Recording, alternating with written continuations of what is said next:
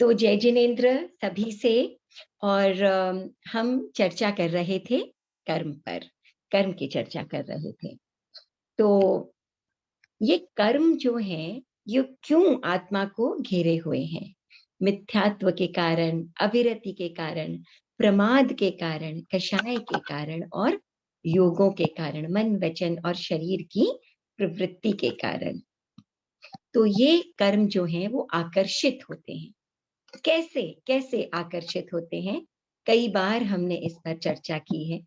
तो इसका जो कारण है, अगर हम आध्यात्मिक भाषा का प्रयोग करें तो कर्मों के आकर्षण का कारण है भाव कर्म और द्रव्य कर्म।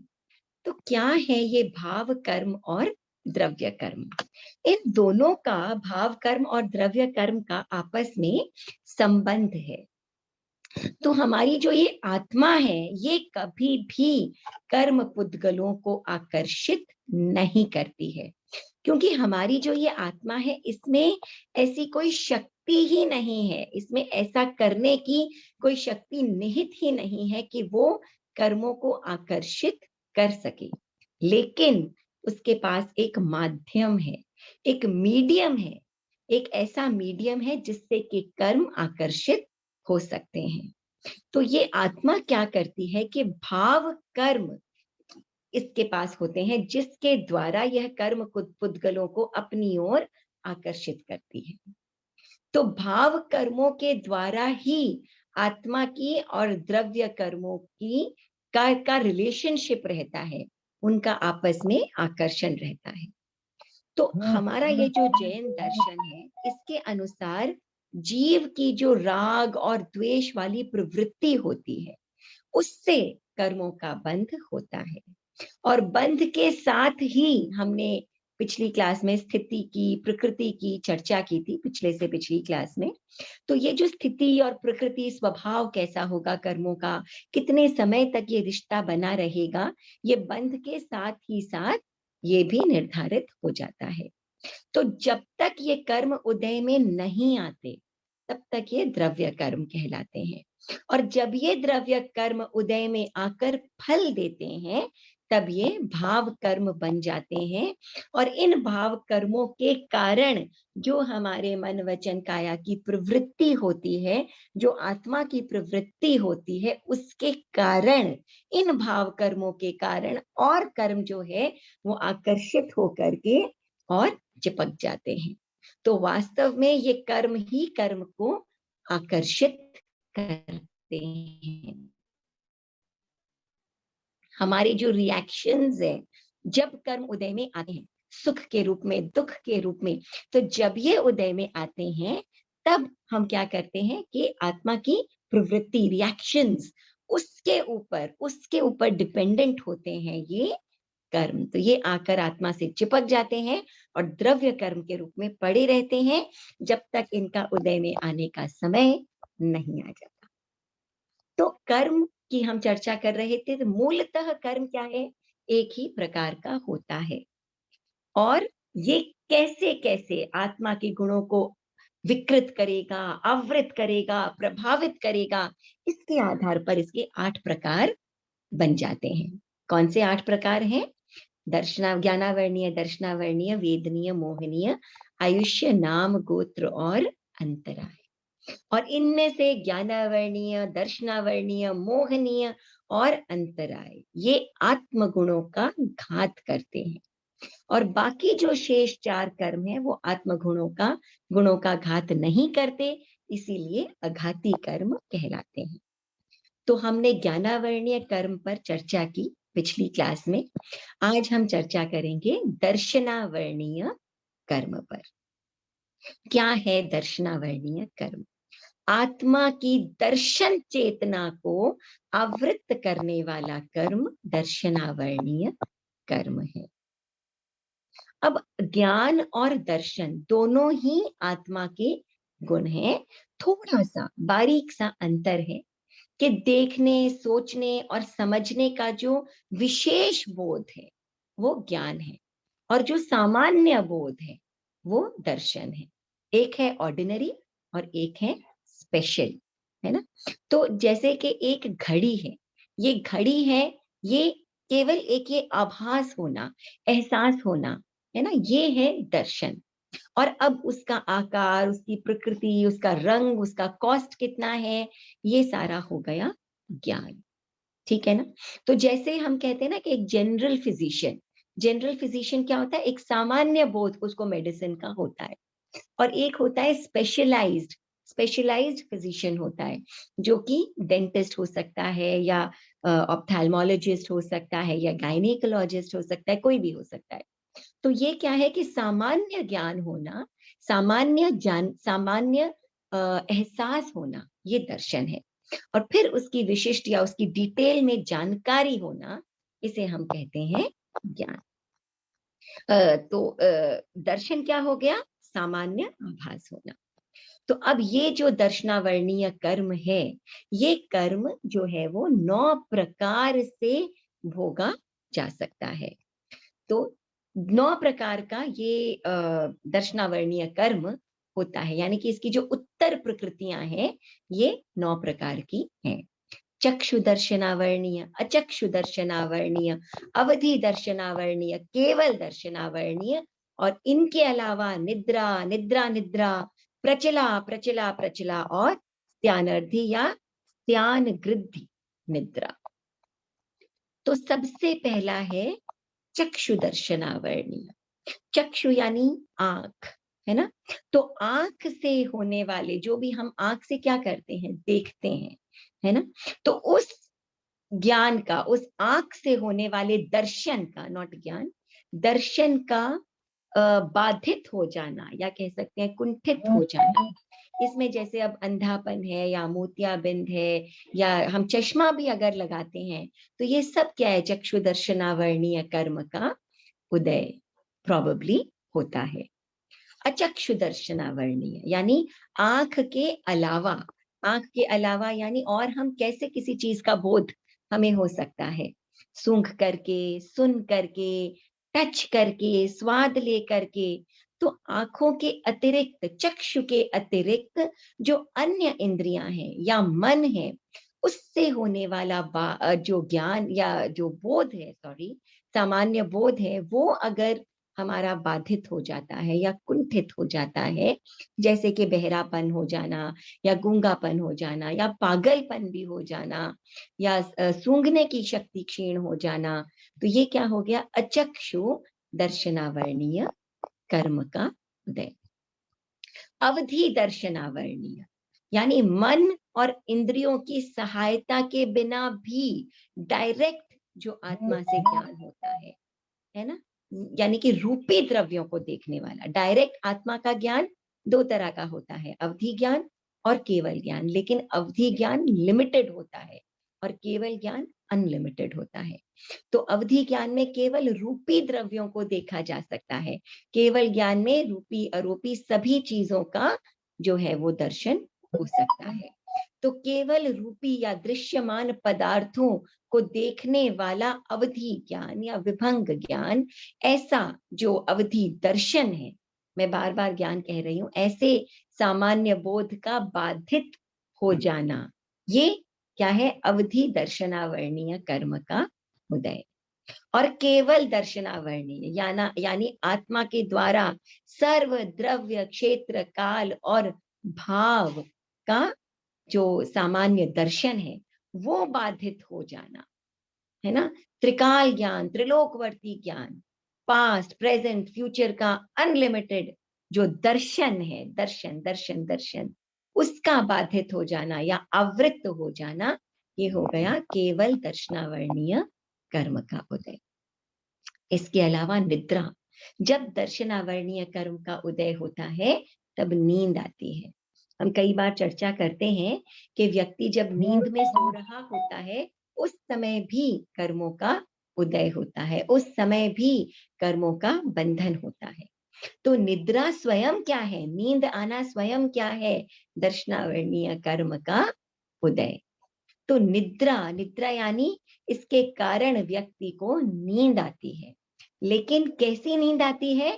सजग नींद आती है, सजग नींद आती है, और आसानी से वो व्यक्ति उठ जाता है। हम कई बार सुनते हैं कि किसी व्यक्ति की नींद इतनी कच्ची होती है कि साधारण थोड़ी-सी आवाज़ की या थोड़ी-सी हलचल हुई, उसी से उसकी नींद खुल गई।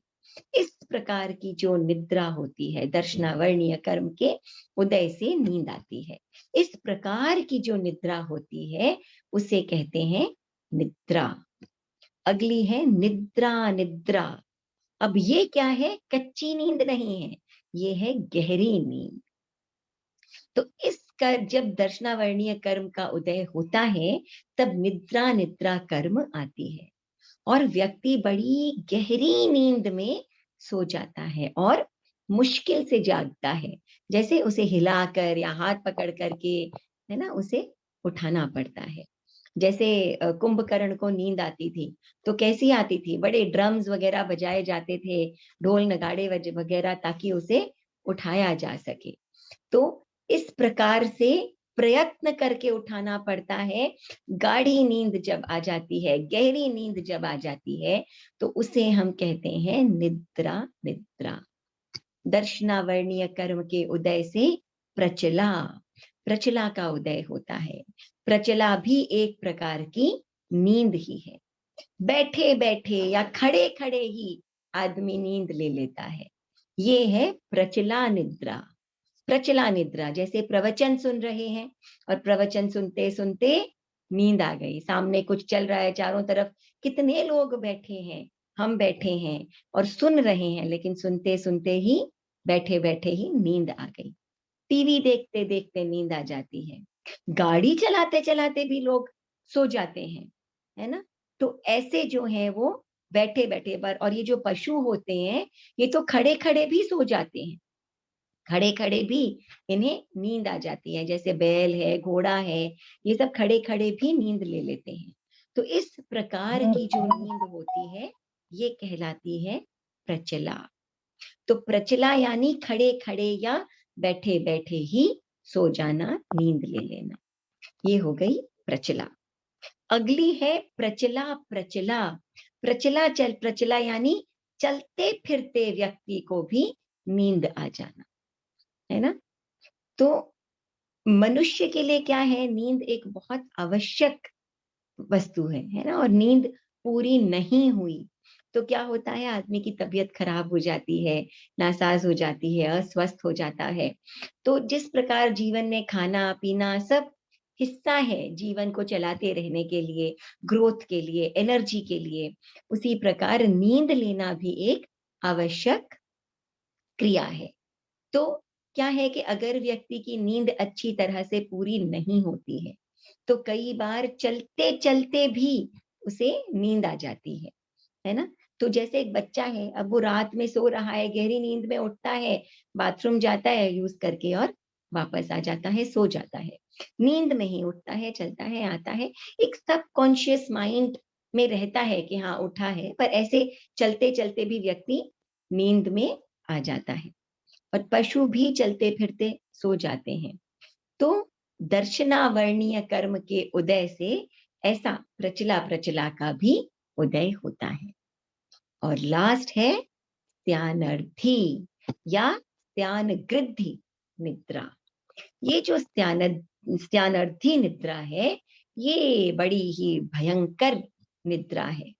और इस निद्रा में मनुष्य क्या करता है कि दिन में समझो आप कोई काम उसने सोचा और उसी काम को नींद की अवस्था में वो व्यक्ति कर डालता है, कर लेता है।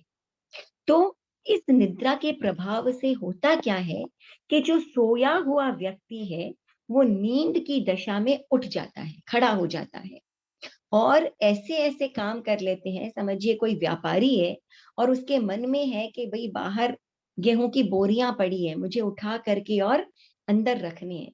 तो बाहर पड़ी 5-5 गेहूँ की बोरियाँ भी उठा करके और नींद की अवस्था में भीतर रख देता है ना? दुकान खोलकर माल इधर-उधर कर लेता है। बड़ी ही मतलब खतरनाक निद्रा है ये। और सारा काम करके और व्यक्ति वापस अपने स्थान पर आकर के और सो जाता है और उसको एहसास भी नहीं होता कि उसने इतना काम कर दिया है और शारीरिक शक्ति बढ़ जाती है। स्त्यानर्थी के समय इतनी फिजिकल पावर व्यक्ति की बढ़ जाती है। एक कुंभकार था, जो कुम्हार होते हैं ना, मिट्टी के बर्तन वगैरह बनाते हैं। तो एक बार वो जंगल गया था किसी काम से, तो वहां पर एक जंगली हाथी जो है वो उसके पीछे पड़ गया। पीछे पड़ गया, बड़ा परेशान किया, उसे मारने को उतारू हो गया। तो बड़ी मुश्किल से बेचारा बच करके और अपने घर तक आया। आया, लेकिन उस हाथी ने उसे इतना परेशान किया। कोई भी व्यक्ति जब हमें भी परेशान करता है तो क्या होता है, हमें क्रोध आना स्वाभाविक है, गुस्सा आना स्वाभाविक है, मन में बदले की भावना भी आ सकती है। तो बड़ी मुश्किल से उस हाथी से बच करके वो कुम्हार घर आया।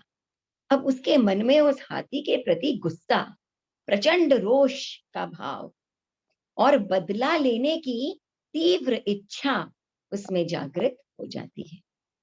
अब वो घर आता है, रात का समय आता है, बड़ा उसे उस हाथी ने कष्ट दिया, बार-बार उसके प्रति क्रोध का भाव कि इसे तो मैं मार डालूँ, इसे मैं ऐसा करूँ, वैसा करूँ, वही-वही भाव मन में।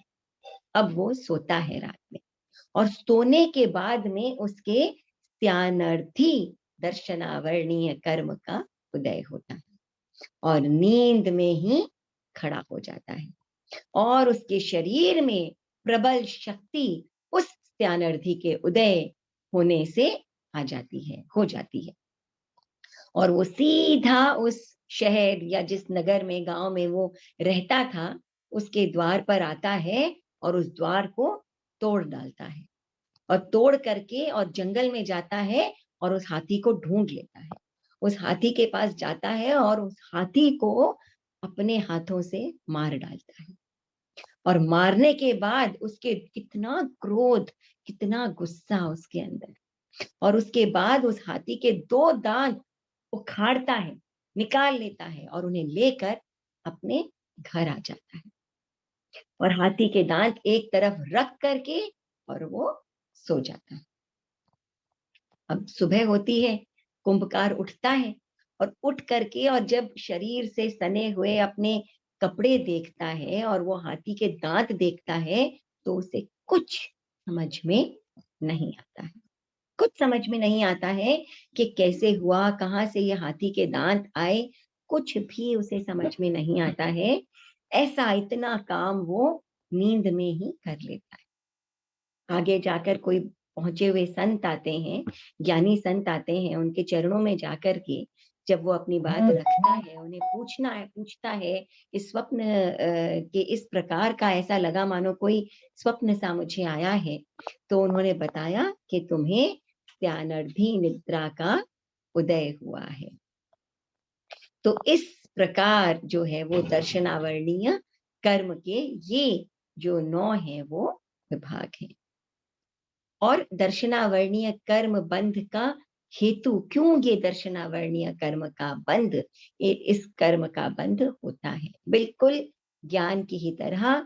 ज्ञान प्रत्यनीकता, वैसे ही दर्शन प्रत्यनीकता, दर्शन निन्हव, दर्शनांतराय, दर्शन प्रद्वेष, दर्शनाशातना और दर्शन विसंवादन। दर्शन प्रत्यनीकता यानी दर्शन या दर्शनी से प्रतिकूलता रखना, उनके अगेंस्ट रहना। दर्शन निन्हव यानी दर्शन या दर्शन दाता का अपलपन, जो वो आपको सही बोध कराता है, सामान्य बोध कराता है, उसका उसका अपमान करना, दर्शन प्राप्त करने में अंतराय डालना, विघ्न डालना, द्वेष रखना दर्शनी के प्रति, उसकी अवहेलना करना और वो जो कहता है उसे गलत कहना या उसके विपरीत सोचना। तो ये बहुत ही बारीक-बारीक से फ़र्क हैं जो पिछली बार आरती जी के साथ चर्चा हो रही थी। उन्होंने फरमाया था कि बहुत मिनिमम तो बेसिकली दर्शन या दर्शनी के अगेंस्ट होना, दर्शन प्राप्त करने में बाधा डालना, उससे द्वेष रखना, उसे अपमानित करना या उसके अगेंस्ट, उसके विपरीत, उसके विरुद्ध खड़े रहना या सोचना। ऐसा करने से क्या होता है कि दर्शनावर्णीय कर्म का बंध हो जाता है। तो अब क्या है कि ये दर्शनावर्णीय कर्म का बंध हो गया।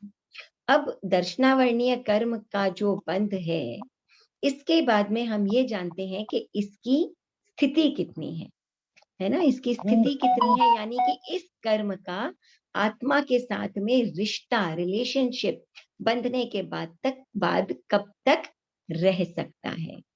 मिनिमम अंतर मुहूर्त, 1 मुहूर्त 48 मिनट।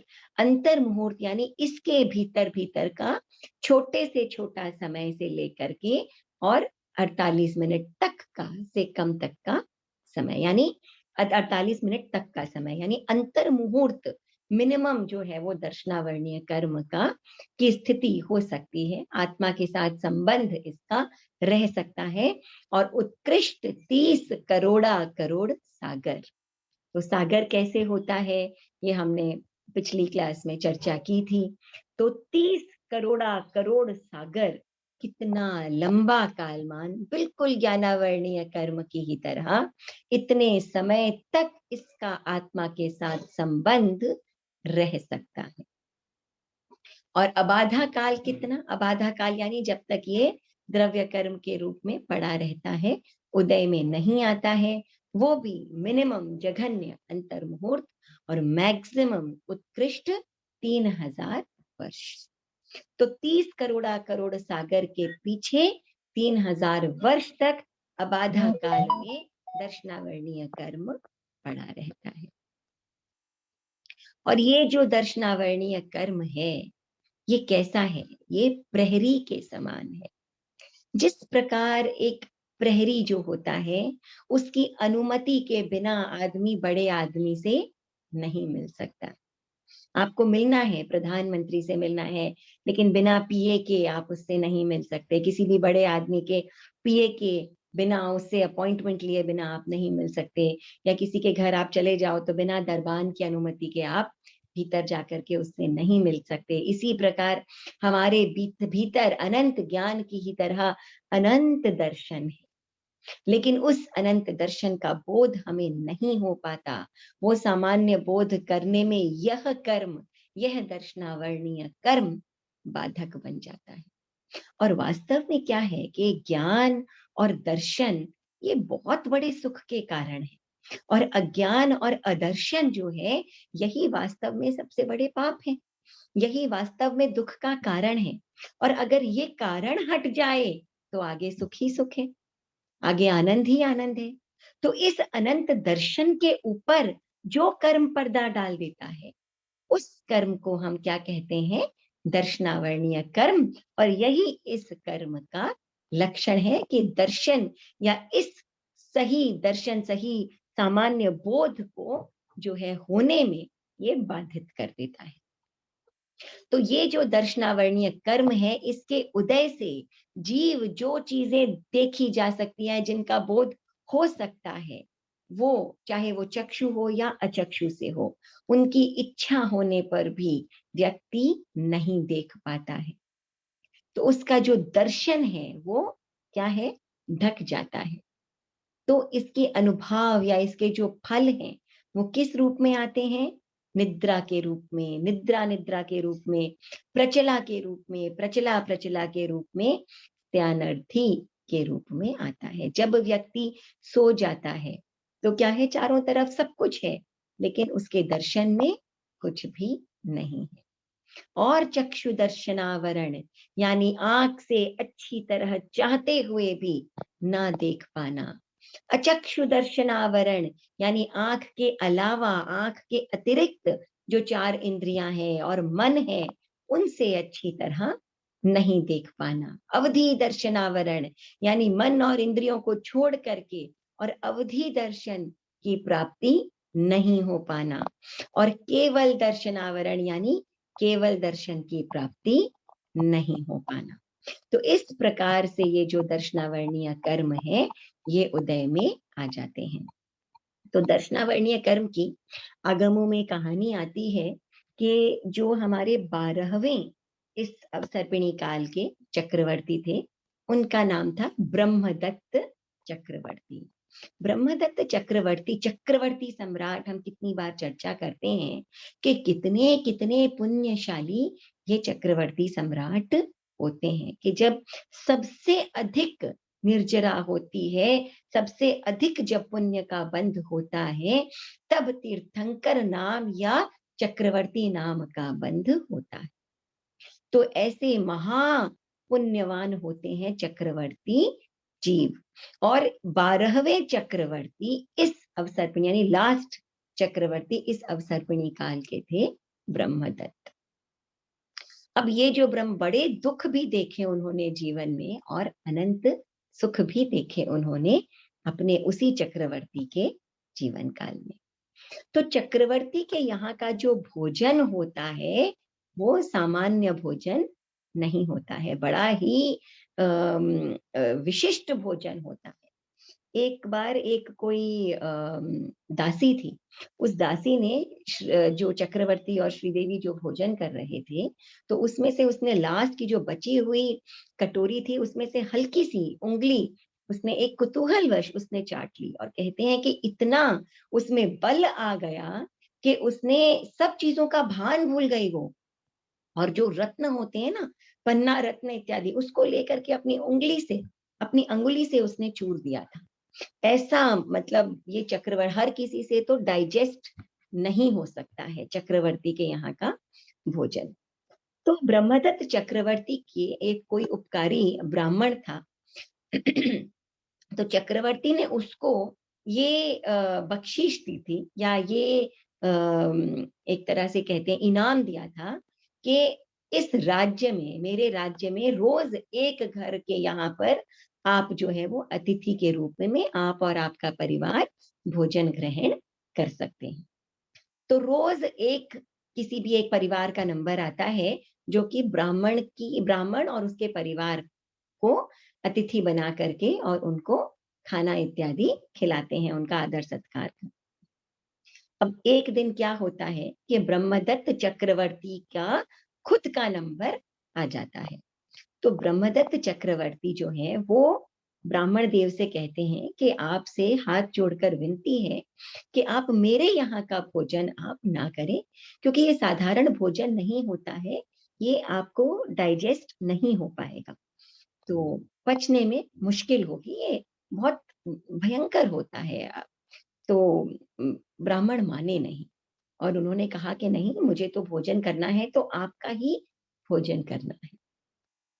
और काफी उन्होंने बताया, समझाने की कोशिश की, लेकिन वो ब्राह्मण देवता नहीं माना। तो वो अपने परिवार को लेकर के और आ गया, और चक्रवर्ती का भोजन थोड़ा सा ही खाया कि उनको उस भोजन का नशा चढ़ गया, और ऐसे अजीब अजीब से कार्य वो करने लगे जो कि उन्हें, यानी अयोग्य चेष्टाएं जिसे हम कहते हैं, ऐसा काम वो करने लगे।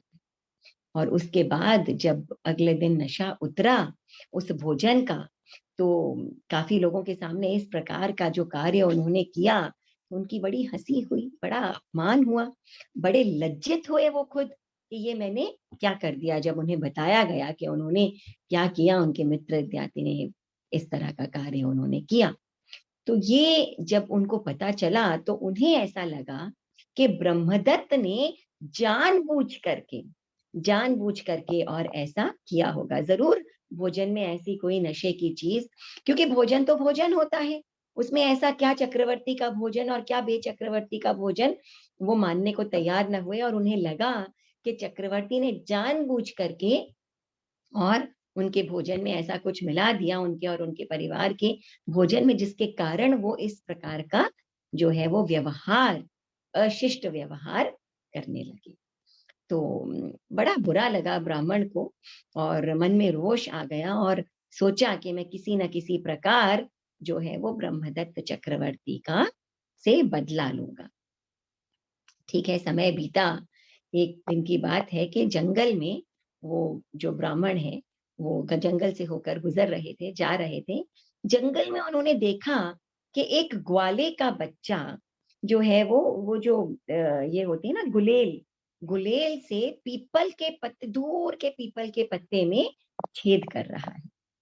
उसने जब ये देखा तो बड़ा आश्चर्यचकित हुआ कि कैसे इतनी दूर एक एक पीपल के पत्ते को टारगेट करके उसमें वो छेद कर पा रहा है।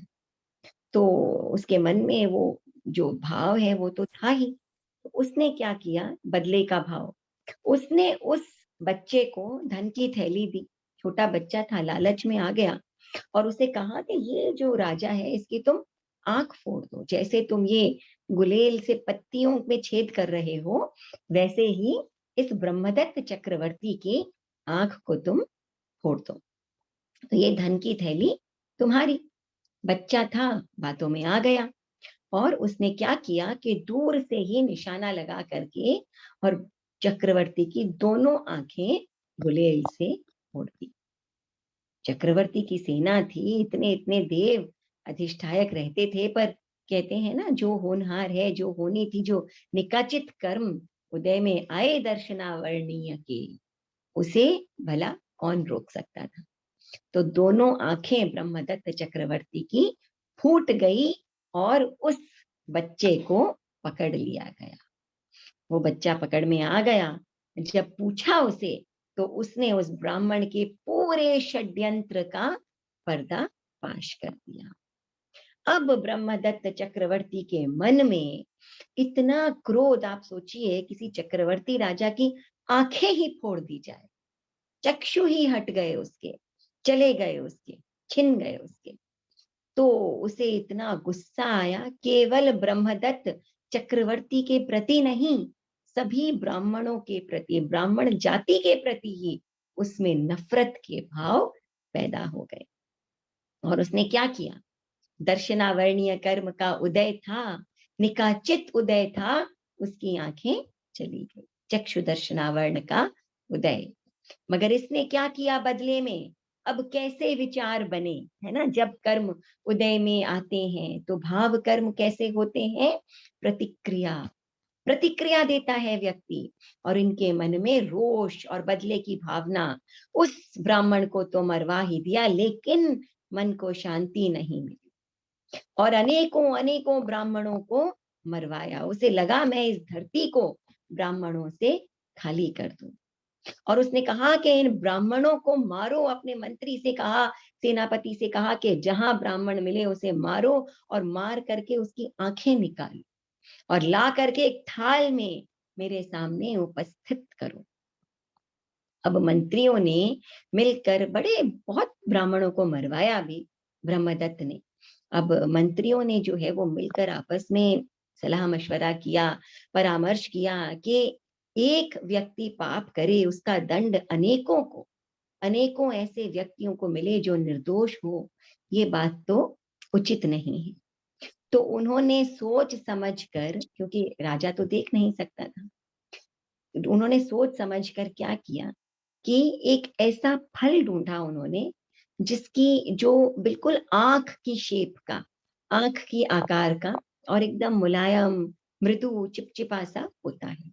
तो उन फलों को भर करके और वो थाल में चक्रवर्ती के सामने रख दिया करती। और चक्रवर्ती जो है वो अंधा तो था ही, वो उस थाल में जो है हाथ फेर फेर करके, और उन वो जो उसे लगता कि ब्राह्मणों की आंखें निकाल करके इस थाल में रखी गई है, तो वो क्या है, उसमें हाथ फेर फेर करके और अपने मन में संतुष्टि का अनुभव करने लगा। और एक दिन नहीं, दो दिन नहीं, पूरे 16 वर्षों तक ऐसे ही वो आत्मतुष्टि लेने लगा। उन आंखों, उनको आंख समझ करके उस पर हाथ फेर फेर करके।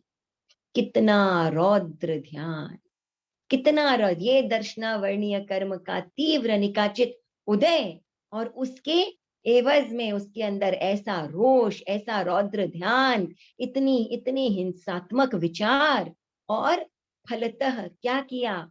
और अधिक दर्शनावर्णीय कर्म को आकर्षित किया, मोहनीय कर्म को आकर्षित किया, असातावेदनीय कर्मों को आकर्षित किया।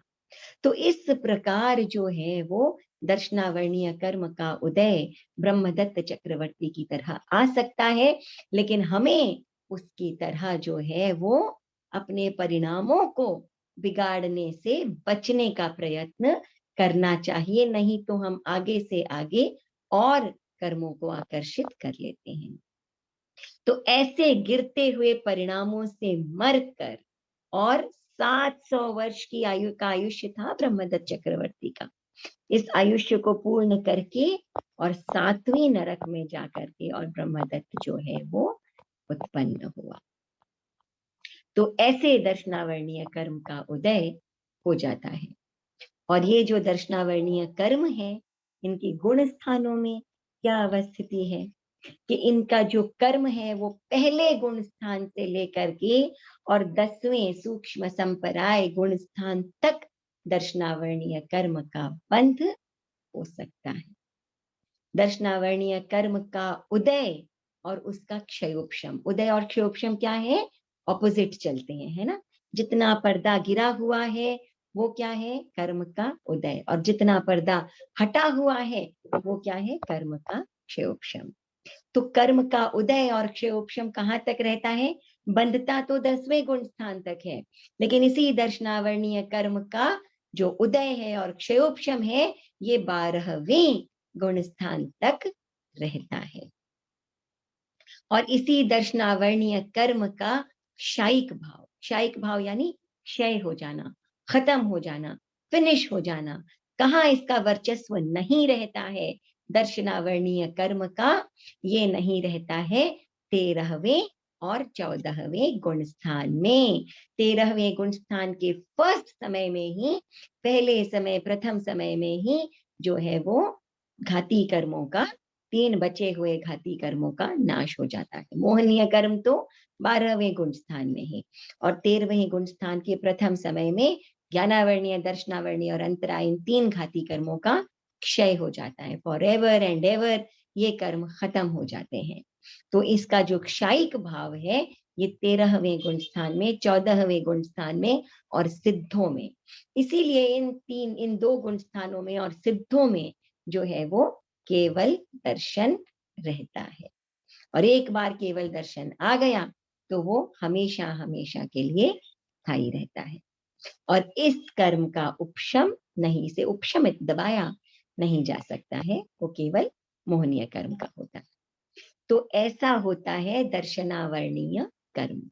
तो हमें देखिए, कोई भी चीज हम कर्म को जब समझते हैं, जानते हैं, किसी भी तत्व को जानते हैं, समझते हैं, तो उसे अपने जीवन से रिलेट करना जरूरी। अगर हम उसे रिलेट नहीं कर पाते और हम समझते हैं कि सिर्फ हमने एक ज्ञानार्जन किया, ज्ञान वृद्धि की, तो वो कोई बहुत ज्यादा यूजफुल इंफॉर्मेशन नहीं हो सकती है। जब तक हम उसे अपने आप से, अपने रोजमर्रा की जिंदगी से, अपने व्यवहार में हम उसे शामिल ना कर सकें, उसे रिलेट ना कर सकें, तब तक तब तक फायदा ही क्या। भगवान ने जो देशना दी इसीलिए दी कि हम में परिवर्तन आए, हमारी आत्मा की उन्नति हो। तो हर चीज को समझने के साथ साथ स्वयं से रिलेट करना, अपनी जिंदगी से, अपने व्यवहार से रिलेट करके स्वयं में परिवर्तन का लाना जरूरी है। तो ऐसा दर्शनावर्णीय कर्म का उदय होने पर, इस प्रकार से भोगावली में आने पर ऐसी ऐसी परिस्थितियां ब्रह्मदत्त चक्रवर्ती के समान हो सकती है। तो हमें बोलते समय बहुत ध्यान रखना चाहिए। अरे, अंधा है क्या? दिखता नहीं है? बहरा है? गूंगा है? बुद्धू, बेवकूफ, पागल, कैसे कैसे हम कटु वचन बोल जाते हैं। इसका ध्यान रखना बहुत जरूरी है ना। जो व्यक्ति बुद्धिमान होता है वो सबसे पहले विचारों पर तो कंट्रोल रखना ही चाहिए, लेकिन वचन पर सबसे पहले कंट्रोल रखना बहुत, हाव भाव पर और वचन पर कंट्रोल रखना बहुत जरूरी है ना। किसी व्यक्ति को सरल समझ करके और उसको सताना, उसका मजाक उड़ाना, उसकी नकल उतारना, है ना, उसमें बार बार कमियां देखना, इससे भी दर्शनावर्णीय कर्म का बंध हो जाता है।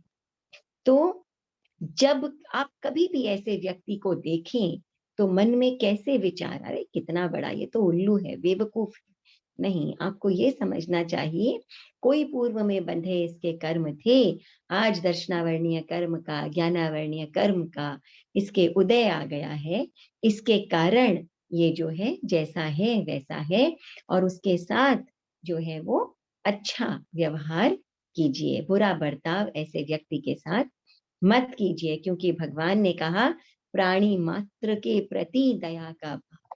तो हर प्राणी के प्रति दया का भाव हमें होना चाहिए।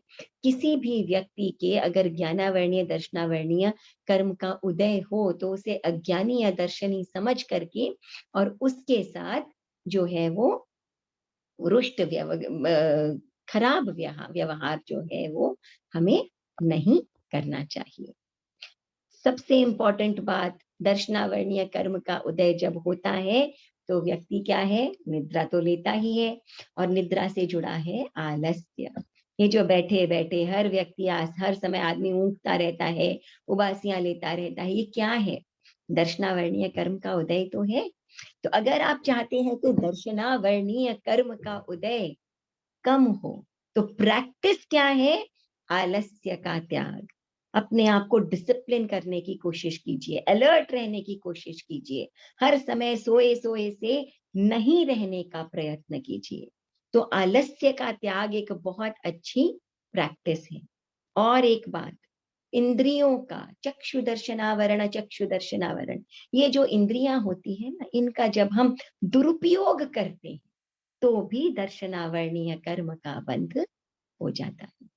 तो इंद्रियों का सदुपयोग करना सीखें हम, है ना। आंखों से देखें तो ऐसी चीजें देखने का, ऐसी चीजें ग्रहण करने का प्रयत्न करें जो सही हो, अच्छी हो।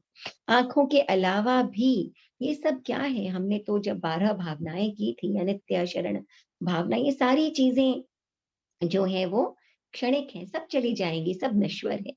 तो इंद्रियों के उपयोग में ही सुख को ढूंढना, इंद्रियों को ऐसे कार्य में लगाए जो अपने और दूसरों के लिए कल्याणकारी हो। तो इंद्रियों का सदुपयोग करना, इंद्रियों के दुरुपयोग करने से भी दर्शनावर्णीय कर्म का बंध हो जाता है। और सबसे बड़ी बात, अपनी श्रद्धा को अटल रखना, सत्य को जानने का, समझने का प्रयत्न करना और श्रद्धा को अटूट रखना, क्योंकि गलत श्रद्धा से भी दर्शनावर्णीय कर्म का बंध हो जाता है। तो बाहर की दृष्टि के साथ साथ भीतर की दृष्टि भी पवित्र बनाना, सही बनाना। ठीक है, बाहर का दृष्टिकोण और भीतर की का दृष्टिकोण भी, बाहर की दृष्टि के साथ साथ भीतर की दृष्टि, वहां यह दर्शन मोहनीय कर्म को भी जो है वो सबड्यू करने में हेल्पफुल हो जाता है। तो ये दर्शनावर्णीय कर्म है। ये दर्शनावर्णीय कर्म कैसा होता है, इसके कितने कितनी उत्तर प्रकृतियां होती है, और कैसे ये कर्म बंधता है, और कैसे हम इस कर्म को कंट्रोल करने की कोशिश कर सकते हैं। तो ये था दर्शनावर्णीय कर्म। और अब आपके कुछ प्रश्न हो तो आप पूछ सकते हैं इससे रिलेटेड। संस्कृति जी, एक प्रश्न मेरा है। जी जी जी जी, फरमाइए आरती जी। जैसे अब दर्शनावर्णी उसके उदय से कोई जैसे थोड़ा मंद बुद्धि है या कुछ है, तो उसे हम समझाते हैं, सिखाते हैं, तो वो तो फिर उसका कोई कहीं भी सुनाते सुनाते उसको कुछ कह भी देते हैं, तो ये क्या फिर उसका अपमान हो गया? देखिए, किसी को समझाना तो गलत बात है ही नहीं, है ना। नहीं, अब उसमें क्या होता है, कई देर जैसे मान लीजिए मुझे समझ में नहीं आता, कोई आप जी समझा रहे हैं, फिर कई देर समझाने के बाद भी नहीं समझ में आता, उकता जाते हैं तो कुछ बोल देते हैं, तो ये तो फिर पाप हो गया। हाँ, तो यही बात है ना, यहीं पर तो सेल्फ कंट्रोल की बात है कि भाई हम किसी को समझा रहे हैं वहां तक तो ठीक है, लेकिन वो बार बार समझाने से भी नहीं समझता है। तभी तो क्या होता है, टीचर्स वगैरह बच्चों को केन से भी मार दिया करते थे, नाराज हो जाते, किताबें फेंक देते। तो यहाँ पर तो ये हमारी कमी हो गई ना, ये सामने वाली कमी तो जितनी थी या नहीं थी, उसके दर्शनावर्णीय कर्म का उदय था। पर हमारे तो मोहनीय कर्म का उदय है जो हम समता भाव नहीं रख पा रहे हैं, है ना। ठीक है। तो वो तो हमें रखना ही चाहिए, है ना। और कोई प्रश्न? दीदी, जैसे अभी आपने बताया ना कि 12वें गुण स्थान के बाद में ये सब कर्म क्षय हो जाते हैं, तो भगवान महावीर जब छद्मस अवस्था में थे तब उनके साथ ये उपद्रव जो हुए थे क्या? जैसे चंड कौशिक सर्प का एक हुआ था, या कई और जो उनके साथ हुए थे? एक चीज मैं बताती हूँ कि जो आपने क्या पूछा, वापस पूछिए एक बार। जैसे प्रश्न आपने क्या? कि 12वें गुण स्थान के बाद में इन जो दर्शनावर्णीय ज्ञानावर्णीय कर्म का जो होता है वो क्षय हो जाते हैं। हाँ, तो मैं ये पूछ रही थी, जब भगवान महावीर छद्मस अवस्था में थे तब उनके साथ में ये सब हुए थे क्या? हम यहाँ पर है ना दो अलग अलग चीजों की बात कर रहे हैं कल्पना जी। एक है ज्ञानावर्णीय दर्शनावर्णीय और एक है वेदनीय कर्म, ठीक है ना। तो भगवान के साथ जो जो उपद्रव भगवान के ऊपर हुए थे वो वेदनीय कर्म का उदय था, ज्ञानावर्णीय दर्शनावर्णीय का नहीं था, ठीक है ना। ज्ञानावर्णीय दर्शनावर्णीय का जब क्षय हो जाता है तब अनंत ज्ञान अनंत दर्शन की उपलब्धि होती है, ठीक है ना। तो वो भगवान को 13वें गुण स्थान में हो गया था, है ना। उसके बाद में उनका ज्ञान और दर्शन हर हर रूप में द्रव्य क्षेत्र काल भाव, सर्व द्रव्य क्षेत्र काल भाव का उनको जो है वो ज्ञान और दर्शन उपलब्ध हो गया था, जो स्थायी था, जो अब कभी नहीं जाने वाला। अब जो उनके साथ उपद्रव हुए थे वो वेदनीय कर्म के उदय के कारण हुए थे। तो वेदनीय कर्म जो होता है ना वो क्या है कि बंधता जो है, वो बनता तो है वो कर्म, लेकिन वो बाद में साता वेदनीय के रूप में ही जो कर्म है वो बनता है 7वें गुण स्थान के बाद में, और 11वें गुण स्थान के बाद में तो इरियापथिक बनता है। लेकिन जो उदय होता है वेदनीय कर्म का, ये वेदनीय कर्म का उदय तो 14वें गुण स्थान तक होता है ना, जब तक ये कर्म खत्म नहीं हो जाता है। जब ये कर्म कंप्लीटली क्षय होता है वेदनीय कर्म, तो जब हम वेदनीय कर्म की चर्चा करेंगे तब हम और डिटेल्स में करेंगे। लेकिन जब ये कर्म टूट जाता है, खत्म हो जाता है, ये अघाती कर्म है, तो इसके क्षय होते ही जीव को मुक्ति मिल जाती है, मोक्ष चला जाता है, ठीक है। तो हम यहाँ दो अलग अलग चीजों की बात कर रहे हैं। उपद्रव जो आए थे वो वेदनीय कर्म के कारण थे। तो अच्छा। वेदनीय कर्म तो भगवान का नहीं टूटा था ना, जो बांधे हुए कर्म है वो तो उदय में आएंगे ही, है ना। और जो ज्ञानावर्णीय दर्शनावर्णीय की हम बात कर रहे हैं, ये जरूर जो है वो 13वें गुण स्थान में इनका क्षय था, 14वें गुण स्थान में इनका क्षय था, जिसके कारण भगवान को अनंत ज्ञान अनंत दर्शन की उपलब्धि हुई थी, ठीक है ना। ठीक है, थैंक यू दीदी। राइट। एक प्रश्न और था, जब भगवान महावीर ने वो तेजोलेशा को रोका था तब वो छद्मस अवस्था यानी कौन से गुण स्थान में थे? अवस्था में थे, क्योंकि किसी भी लब्धि के प्रयोग को करना या लब्धि के प्रयोग को रोकना, वो क्यों करेगा व्यक्ति, यदि उसके अंदर मोहनीय कर्म का उदय होगा तभी करेगा, है तो ना। वो गुण स्थान कौन सा था जिस टाइम वो ये प्रयोग हुआ? तब तो वो भगवान 5वें छठा गुण स्थान था, छठा गुण छठा। स्थान था, है ना। भगवान साधु तो थे मगर उनके अंदर मोहनीय कर्म प्रमाद था, तभी तो लब्धि का प्रमाद। प्रयोग किया। यदि प्रमाद नहीं होता तो लब्धि का प्रयोग नहीं करते वो, है ना। लेकिन बाद में जब गौशालक ने स्वयं तेजोलेशा फेंकी, उस समय भगवान के कई साधु भी जल गए, भगवान के कितनी वो अथाह जो वेदना, भगवान के कितना वो जो भीतर अग्निदाह है वो हो गया, जो पांव के बाल है वो भी जल गए, भगवान को भी बहुत कष्ट का अनुभव हुआ। लेकिन उन्होंने उस समय जो है वो लब्धि का प्रयोग नहीं किया, क्योंकि उस समय उनके भीतर ना राग था ना द्वेष था, उनके अंदर भाव ही नहीं आए कि मैं लब्धि का प्रयोग करूं। तो गौशालक ने क्यों भगवान के ऊपर तेजोलेशा फेंकी? क्या बैर था पूर्व जन्म का? बैर कुछ नहीं थी, गौशालक तो खुद भगवान के पीछे पीछे घूम रहा था, भगवान के हाँ। पीछे पीछे घूमते घूमते ही उसने देखा कि एक व्यक्ति तेजोलेशा की आराधना कर रहा है, बड़ा उससे अचंभित हुआ और उसने सोचा मुझे भी ऐसा करना चाहिए। ऐसा करने के बाद में उसने भगवान को छोड़ दिया और खुद अपना स्वयं भगवान बन गया वो, अपनी भाषा में, हमारे लिए नहीं। तो क्या है कि धीरे धीरे जब दो व्यक्ति सेम उस पर चल रहे होते हैं ना, तो क्या होता है, अब यही तो देखिए ज्ञानावर्णीय दर्शनावर्णीय का उदय है ना, कि ज्ञान और ज्ञानी का अपलपन करना, उनसे द्वेष रखना, ईर्ष्या करना, है ना, उनके प्रति दुर्भाव रखना, है ना, भगवान से कहना कि तुम भगवान नहीं, और उसके भी बहुत फॉलोअर्स हो गए, तो उसे भगवान से ईर्ष्या होने लगी, है ना, अपने आप को बड़ा समझने लगा वो, तो बस आकर द्वेष दिखाने का तरीका था उसका। मगर तेजोलब्धि ने क्या किया, तेजोलब्धि ने तो भगवान की प्रदक्षिणा की और वापस आकर के और उस गौशालक के ऊपर ही आकर गिर गई, है ना। तो गौशालक फिर मर गया क्या?